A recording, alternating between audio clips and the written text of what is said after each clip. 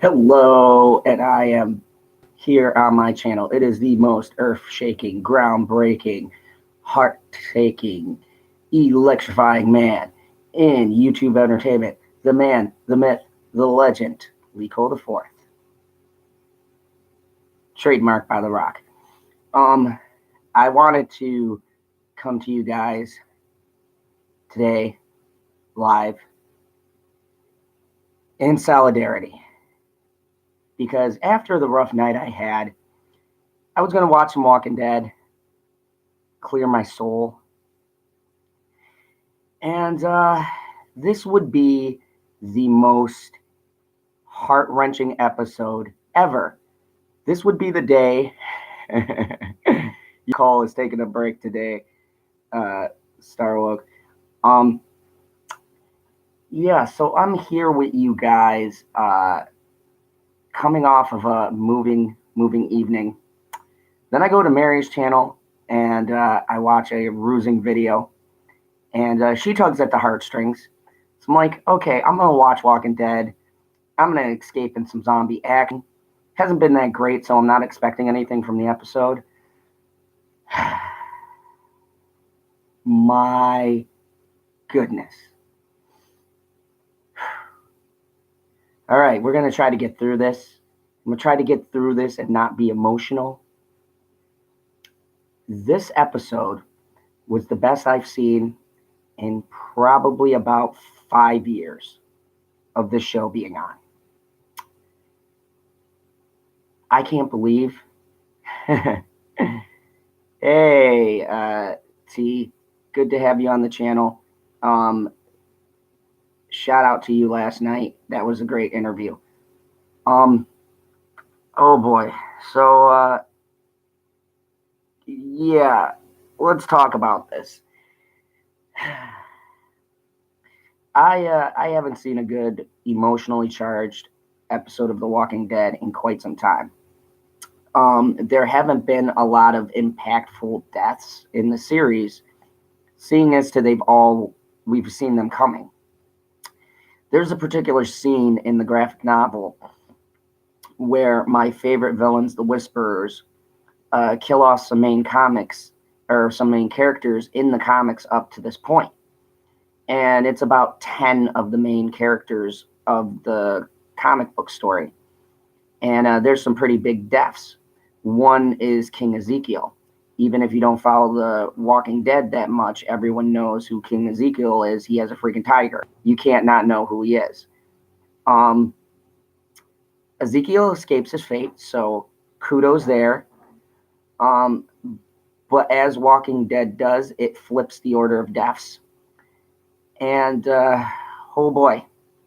So first thing about this episode, it is exposition heavy, but single line in the show seems to have a purpose. And the purpose leads to this horrific, beautiful ending. So I know some of you dropped out, so you don't mind hearing the spoilers here, but there's quite a few characters who have been introduced into The Walking Dead. One such is Henry. He was originally trained by Morgan. He was taken in as a son to Carol and Ezekiel. And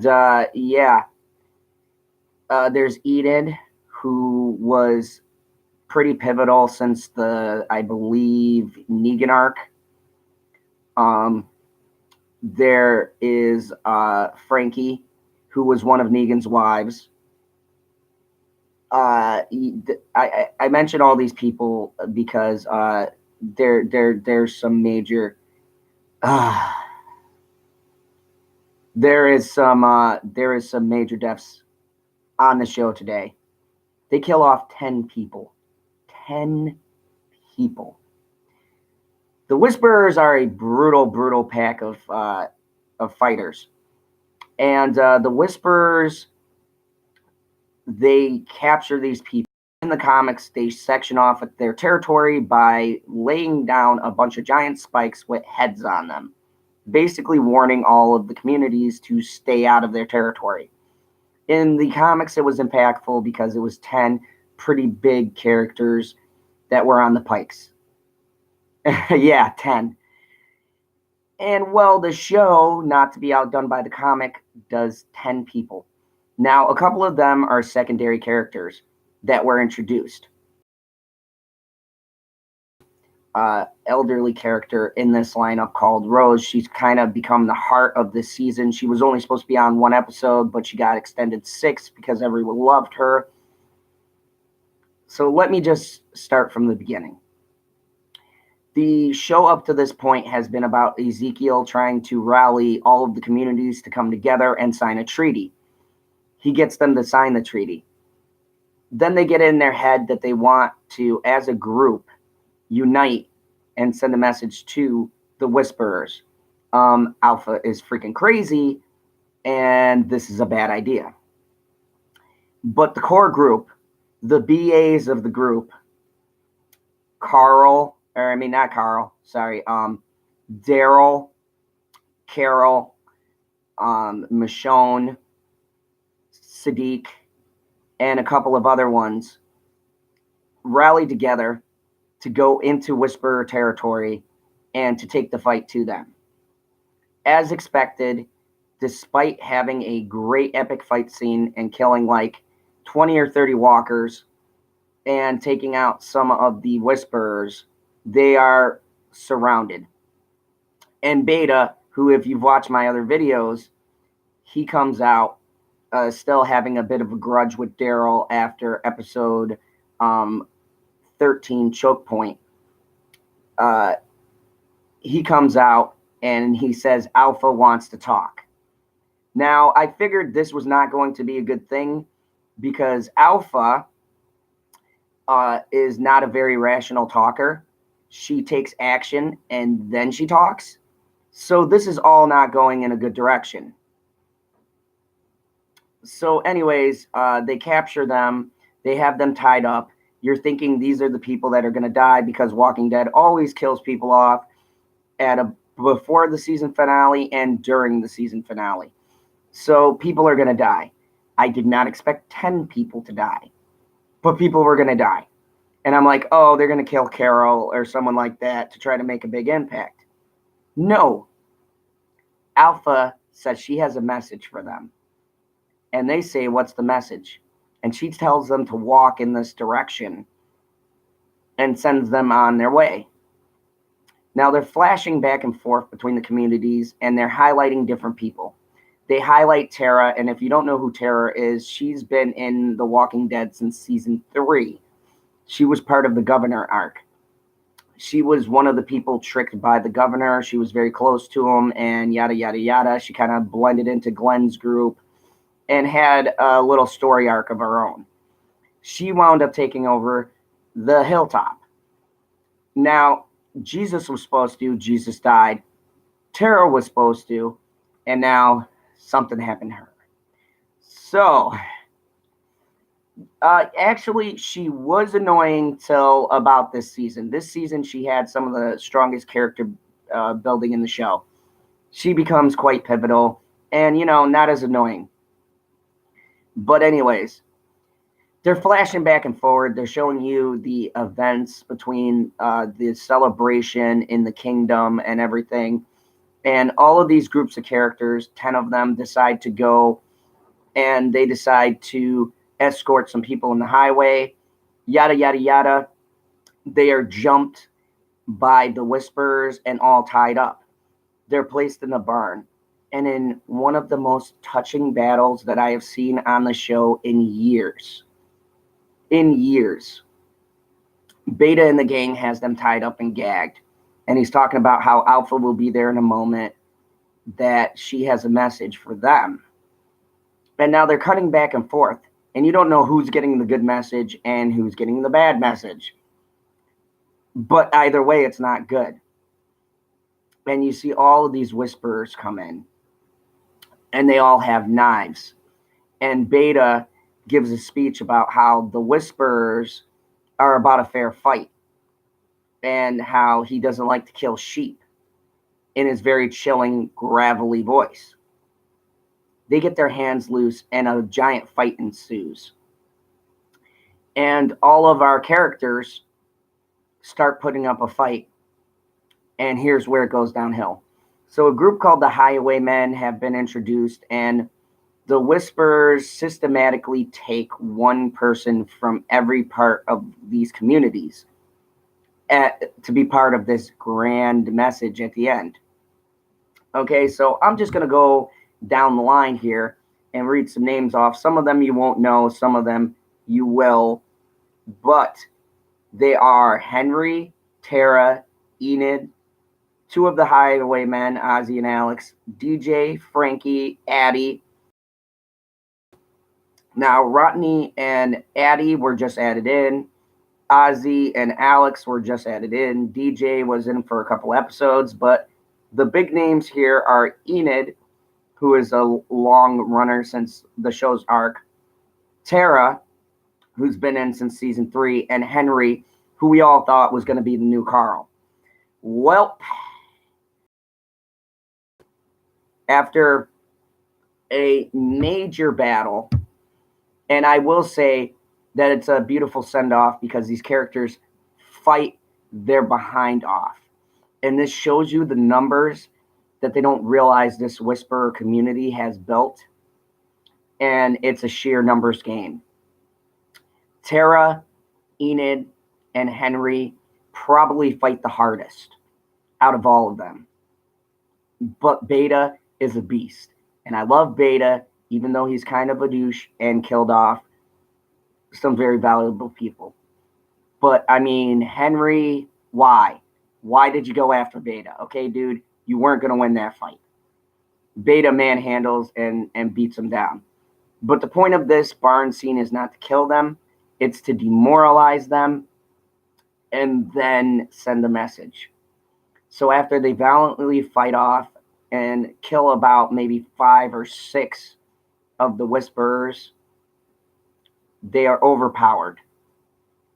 And now we cut back to Daryl, Carol, and Sadiq, and Michonne. They're walking up this hill. These shots in this episode are so magnificently done. This is what The Walking Dead used to be as far as show quality. Okay? These shots are hauntingly beautiful. The music is beautiful. Hold on one second. So, they get to the top of the hill. It slows down. And they're cutting back and forth to being what characters are saying, yada, yada, yada. I'm not going to get into it because that would make it way too long. But there's some pretty touching speeches in between there from each of the characters. And then they get to the hill. Because the Whisperers live in like a valley and you have to go up and over this hill. And then once you pass over the hill, it goes back to the main settlements. And there is a row of pikes, like a line, set up for everyone to see. And on the pikes are the heads of 10 people. And we start off with our not so important characters. And then we get to the really big ones. The big 3 are at the end. We have Henry, Tara, and Enid as the last heads that you see. But they're all the heads of the people they had trapped in the barn on a pike. Wow. And the music slows down. And it's a beautiful type symphony orchestra playing as they slow-mo each and every head so you can see the person they killed. And normally AMC can only get away with a certain amount of violence on the show because it's still broadcast television. But let me tell you, this episode didn't pull punches. They clearly saved the brutality for this episode because the amount of detail, I have seen a lot. And some of these characters aren't as big as the deaths we've seen. And these probably hit me the hardest because of the way the scene was shot. I hated Henry. I thought he was a cheap knockoff for Carl. But the way that Carol and Daryl react to Henry's death, you can't help but to tear up. You really can't help but to get choked up because of the music playing and the fact that when they were captured, Beta hands Daryl him in the beginning of the season that had a gold H. And Daryl said to him, keep this close. And it's kind of like a we're brothers thing. And Beta hands it back over to him. So they are like seriously injured, hobbling quickly because they want to know what happened to their people. And I don't know if it's a reaction, but to see the cast face, the horror. This is an enemy unlike any of them have faced. And this season has done a beautiful job in carving out why these people are a threat. And Alpha says at the end of the episode, her message to them, because they play it back slowly, is if you go in our territory, we will kill all of you. They have a powerful weapon. They can control the herd of walkers, and they have mass amount of herds at their disposal. And they will weaponize them to systematically destroy each and every settlement. And you do not know which one is a real person and which one is a walker. And that is terrifying. The whole scene is a terrifying show of power by this leader to cement herself as quite possibly one of the best villains we have seen in a very long time. And I'm a huge fan of Negan, but I put her on Negan level, like, threat. She is menacing in the fact that she's not showy. She's subtle and she's calm, and she's got a calm rage about her that's eerie. This actress plays this role so well because you don't know what she's thinking until she acts. And wow. Just wow. To see all of those people's heads on a pike. 10 people. I counted it. It wasn't even like they slow-moed it. 10 people were on a wooden pike on display. A warning. A message. And it's not even we're going to invade you. This is different from every other villain that there's ever been on The Walking Dead. They all want something. She wants to be left alone, clearly. And boy, did they deliver that message. And why this episode is called The Calm Before the Storm is because The Walking Dead is doing something that we've wanted for years that they're finally going to do in this season. We've always wanted a winter episode. And next episode was highlighted as a really bad snowstorm that is coming. Kind of been funny things about winter is coming kind of deal. Any of you guys who watch Game of Thrones nod. By the way, I am super excited about the new season, and I will be posting episodes, and I will probably do lead-up reviews touching on Game of Thrones. But anyways, dang. That's all I got to say. This, if you haven't been watching The Walking Dead, forget every episode. This episode alone was worth all of season 9. I finally understand the writing and the buildup. This is what you call payoff and delivery. Because I know and I can pick out people who can die, but I did not see this coming. Tara was a pretty interesting death in the fact that not a lot of people liked her and found her, but yet you figured she was never going to die just because. And then the way they show their facial expressions. Oh, it's going to be burned into my mind. She has this look on her face, like this is really happening kind of a thing, like that. And it's chilling. How can I do that face? My favorite character of The Walking Dead, well, my old favorite character would have to be Rick because of the hat and Andrew Lincoln is a brilliant actor. He embodied everything I saw of Rick in the graphic novel. So yeah, I know I'm going for the lead character there, but yeah, Rick was my favorite character, and then my second would be Negan. I love Jeffrey Dean Morgan as an actor, and once again, he embodies that character. So those would be my faves. This hit me hard because of how they shot everything.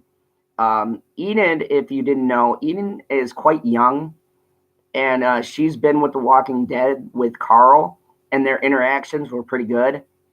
And so when her head was on the pike, that was pretty shocking. And Henry, none of us saw that coming. They were kind of grooming him to lead and take Carl's place in the show. And now that seems like an impossibility. So, wow. Talk about subverting expectations. This episode straight up subverted everything you expected to happen going forward. And now this leaves the remaining survivors in a very precarious situation with winter coming. And it's been teased in the trailer that it's going to be a bad snowstorm. And the only way they can get out is, you guessed it, through the Whisper territory. So I'm expecting big things from episode 16. I hate to hype myself up before an episode comes out, but you can't not be hyped when you watch an episode where they literally have 10 people's heads on a pike. I mean, I don't even think that's been done in television, and done so beautifully, might I add, and haunting. This episode to me is a true return to form for the series. Finally, The Walking Dead has broken new ground, and I think it went through its slump. Thank you. I think it went through its slump, and now it's finding its footing again in this arc. And with everything that they've done, this is a good way to start to bring things to a close. Really, I think after this arc, the show should consider ending, because this arc has brought everything full circle, and it's a very strong arc. And I think that they're heading in a good direction, and it's about time to start thinking about hitting that ripcord and ending off strong, because the ratings have gone back up since the premiere of The Whisperers. Yeah, it was a great twist. It was a great twist, Phantom, and it should be. It should start to close here. They should start to wind things down here, because I don't think you're going to top this arc. I mean, Negan brought a lot of levity, but I feel like if they play their cards right, this is a very good way to start to wind the show down. Because honestly, I don't know how you top what's been going on right now. I really don't. But these new sets of writers, they seem to have a general purpose, and I'm hoping for great things and a return of form to a show that was once great. It started dropping, but now it's like that dip, and it's coming back up. Ended on a high note. AMC, you still have gold. And if you end Walking Dead, Fear the Walking Dead is still a baby, and that last season was tremendously good. It's got a lot of life in it. Walking Dead, you've been running a while. You're doing great things with this season. You should really start planning on ending this show and end it on a high note. Know when to go out, because right now, that was one of the best episodes, I think, in Walking Dead history so far. I'll just say it. I've seen a lot of good episodes. This was one of the best episodes as far as camera work, lighting and effect, sound, music, drama. This hit every note perfectly. These writers found their stride, and they need to go out with a bang this last episode. They need to end this whole season with a big exclamation point, or everything they just did is going to be wasted. So, the last episode is called The Storm, and so far I'm expecting great things. Negan's going to get out. We're going to see our main characters, and it's going to be interesting to see how Carol, Ezekiel, Negan, and Judith, and all of them react to what's going down, because Sadiq ends the episode on a beautiful speech, and he talks about how we need to not retaliate, but we need to come together, and we need to find a way to combat this threat, or maybe just let bygones be bygones and call this one a loss. Which, there's 10 freaking people on a pike. Yeah, just give them the win, okay? Give them the win, because clearly you guys are in over your head. So that's my overarching thoughts. This was beautiful. It was great. Good character building. Great moments for the 10 deaths. Yeah, that's what I'm saying. End The Walking Dead and shift to Fear the Walking Dead. Fear the Walking Dead has built quite a strong character base. They've got survivability and stayability, and all of the new characters add something. The Walking Dead is kind of lingering on. Most of the main cast is gone. There's rumors that Michonne, with her deal with Black Panther, she's going to be stepping aside. I think this is a good place for them to start exiting. Do the Rick Grimes movies, because hey yo, Rick's my man. But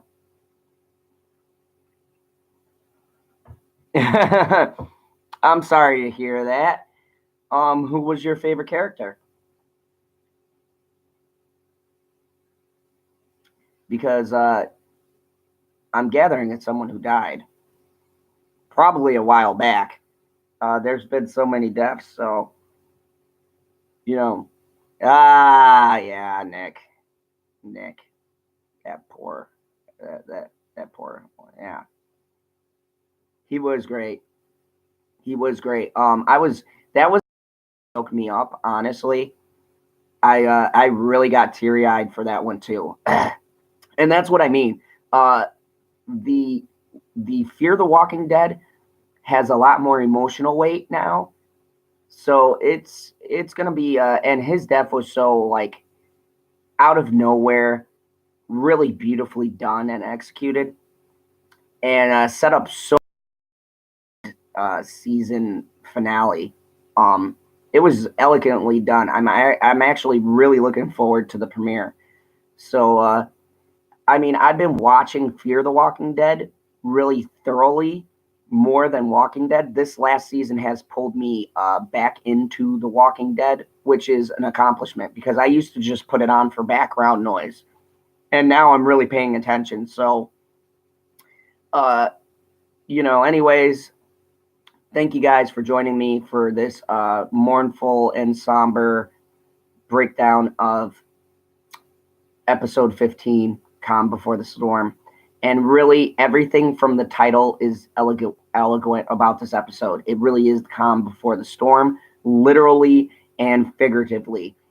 The war is getting ready to start between the Whisperers and the communities, and there is a snowstorm to symbolize this turbulent truce that they seem to have now, cemented by 10 people's heads on pikes. So, oh man, if the last episode is anyone like this one, I am in for an emotional gut punch, and I might have to wait before reviewing it yet again. But anyways, this is your boy Lee Cole the Fourth, here as always on the channel.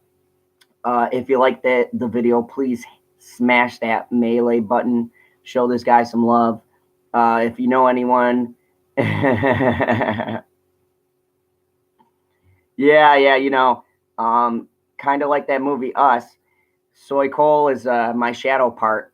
So, and I can't seem to untether him. Ha! Shout out to Jordan. But anyways, yeah, I'm gonna keep it 100% with you guys here on the channel and let you know how this show is shaping up. I will let you know whether or not I am disappointed. And by the way, my other favorite show, Into the Badlands, has started. Thank you. I will try to have a good journey today. It's going to be an emotional one, T. It's going to be an emotional one. But anyways, I will be bringing you some reviews on Into the Badland. It is entering its final season, which I think is ridiculous because it's a great show and they have so much story left. But I will be doing a review on the first and the second season of Into the Badlands, and then I will be doing the third season, hopefully episode by episode, or maybe I'll DVR them and then come back to them. Anyways, this is the man, the myth, the legend, Liko the Fourth, and as always, I will somberly see you at the movies. Take care of yourself and each other. Much love to the community, and thank you for joining this stream. I appreciate each and every one of you.